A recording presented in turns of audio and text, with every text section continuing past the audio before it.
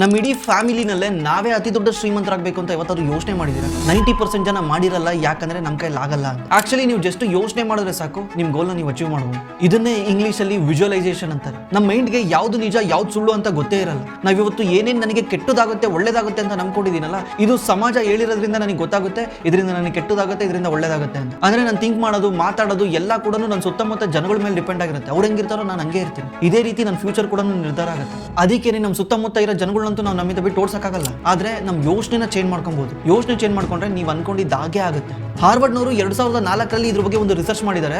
2 group ಜನಗಳ ಹತ್ರ, ಒಬ್ಬರ ಹೇಳ್ತಾರೆ ನೀವು ಜಿಮ್ ಮಾಡಿ ಮಸಲ್ನ ಗೇನ್ ಮಾಡಿ ಅಂತ, ಇನ್ನೊಬ್ರಿಗೆ ಹೇಳ್ತಾರೆ ನಾನು ಜಸ್ಟ್ ಮಸಲ್ನ ಗೇನ್ ಮಾಡ್ತಿದ್ದೀನಿ, ಜಿಮ್ ಅಲ್ಲಿ ಹೋಗಿ ವೆಯ್ಟ್ ಲಿಫ್ಟ್ ಮಾಡ್ತಿದ್ದೀನಿ ಅಂತ ಜಸ್ಟ್ ಈ ತರ ಇಮ್ಯಾಜಿನ್ ಮಾಡ್ಕೊಳ್ಳಿ ಅಂತ ಹೇಳ್ತಾರೆ. ಸ್ವಲ್ಪ ದಿವಸ ಆದ್ಮೇಲೆ ಇಬ್ಬರನ್ನು ಕರೆಸಿರ್ತಾರೆ.